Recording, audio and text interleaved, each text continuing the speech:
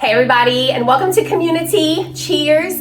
We are here today with Annie, and we are at Healthy Glow on the Best Bank in the New Orleans area, and we are talking about skin today. So Annie, tell me how many women that you see that come in that have a lot more hair going on in their face than they used to. Tell me what that looks like. A lot of women.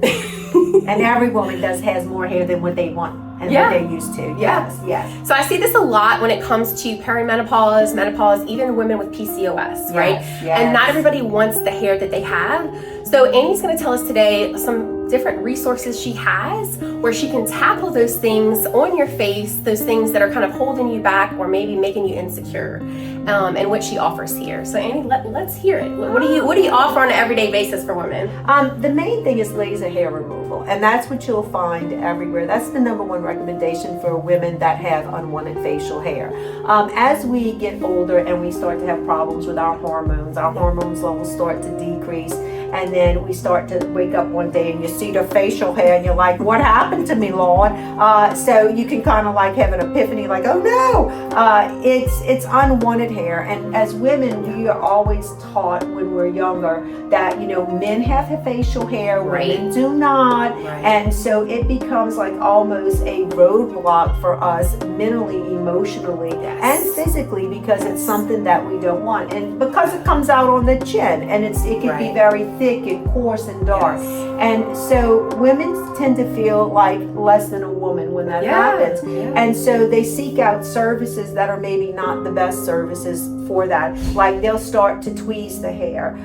When we tweeze hair, we can run into issues with skin discoloration because you're traumatizing the hair. So you're pulling that root out and you're traumatizing the hair. And if your skin doesn't react well to trauma, you can either hyperpigment, where you start to get dark spots, or hypopigment, where you start to get white spots, and hypopigmentation is harder to deal with because repigmenting skin, it doesn't always go off as it should. So almost like polka dots on the face. Like if I'm visualizing, like whether I have dark or lighter skin, it's the opposite of what you want. That's right. Okay. That's right. And then when you pull the root out of a hair, when you traumatize that follicle and you pull the root out of the hair, you can get what's called folliculitis. You can get where when the next cycle of hair comes, because our hair grows on our face in 5 to 6 week cycles, okay? And so the very first cycle, and I wrote it down because I wanted to make sure I got them right, because sometimes I'm crazy and I get them wrong,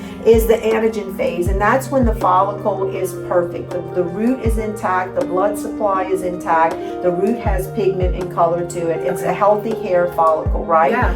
The second phase is the catagen phase. That's when the blood supply is kind of dried up a little bit toward that hair follicle, and so the root has maybe lost some pigmentation, and I'll tell you why that's important in a minute. And then the telogen phase is when there's no root. Like you ever run your hands through your hair like this, and then your hair just comes out, and you're like, that's a normal life cycle of hair, right? On the head, it's usually a year to 2 to 3 years that it grows. On the face, it's 5 to 6 weeks. On the legs, it's 5 to 6 weeks. There's different areas of the body where the cycle is a different time frame, and that's important to know. And in thyroid, just so you guys know, I see a lot of people with thyroid challenges that are having hair loss. So just imagine your hair is growing differently than your facial hair and everything else. That's right. So I think that's important to remember. And so that they don't get scared and say, oh my gosh, my thyroid's up because my hair is falling out. No, it could just be diet, it could be lifestyle, stress affects the hormones and things of that nature. So people will tend to pluck, which is not a good thing at all. Remember that, y'all. No plucking. No plucking. Come see Annie. The other thing is that women will do is that they will go and get they'll do plucking, tweezing, or they'll go get waxing. That's a big thing too. But waxing is the same as plucking, but waxing actually removes the epidermal layer of the skin, which is our protective skin. It's this very outer layer, like a shield. Yeah, it is, and it just pulls it off and it traumatizes it. And a lot of times I've seen women come in with green discoloration that's permanent. We can't do anything to fix that. There's no laser that can do that. And so, and it's not with all waxing, and it just depends on the person you're going to and the type of wax they're using. Is it hygienic? Is being resourced, like things of that nature. So you have to be really particular. But the safest way to reduce, and this is the most important word I can tell you when it comes to laser hair, is that it's a reduction. It's not a removal. You're reducing the hair that's growing in that area.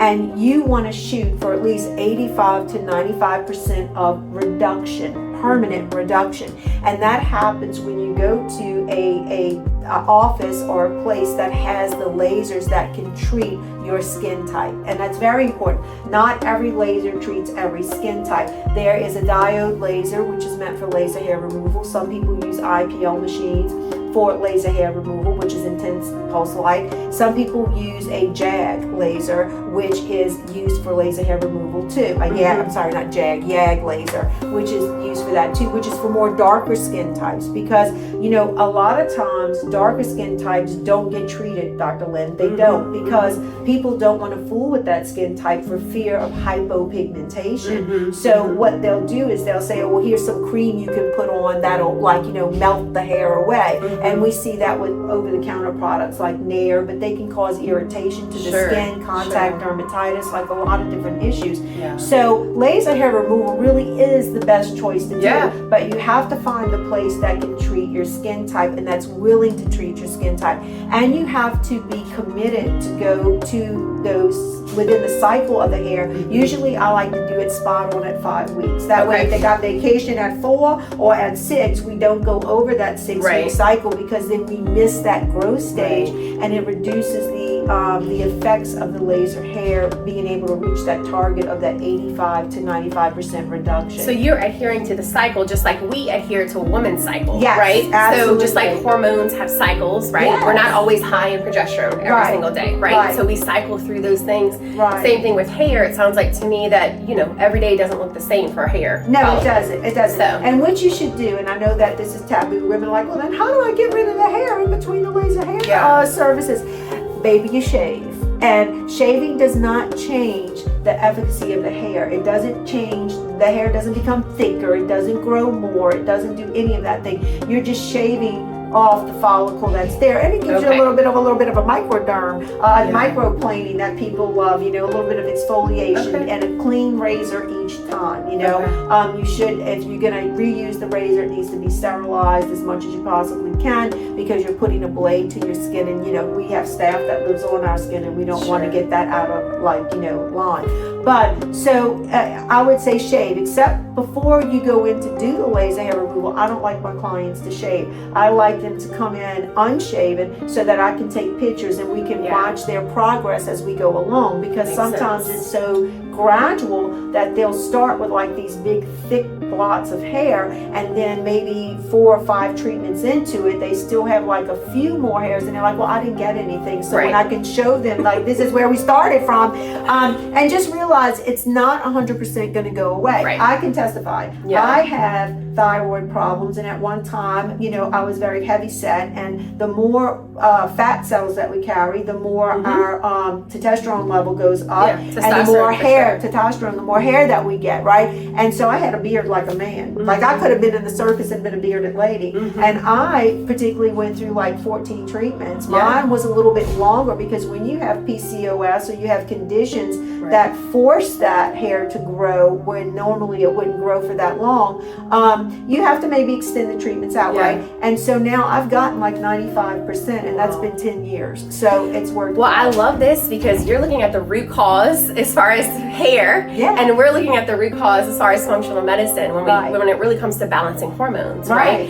Beyond just the symptoms, right? We're trying to find that root cause, and you're looking at look at those, you know, hair follicles. How are they growing? How can I kind of just manage those in their own cycle? And I'm sure not everybody's the same. No, so all hair cycles are the same, but root causes are not. We have to look at that too, because we want to make sure that when we do consultations, you know, you're spending your money, and so laser services, depending on your locale, can be very expensive. But the average usually for like a chin area is anywhere from $75 to maybe $100, $200, somewhere in there.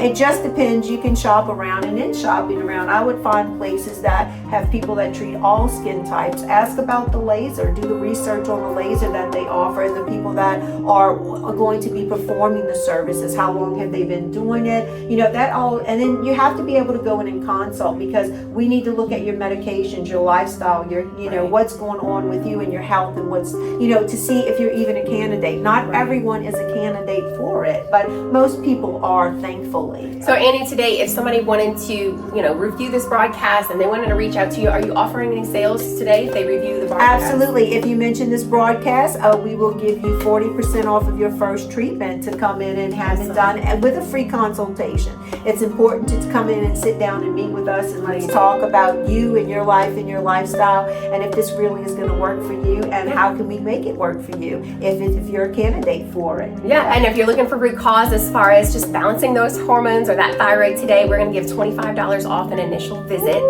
today. So just mention hair when you either text or call our office, and we'll get right on that, and we'll make sure that we really hone in on the root cause to some of your challenges going on. Thanks again for joining us today at CommuniTEA. Be well, everybody.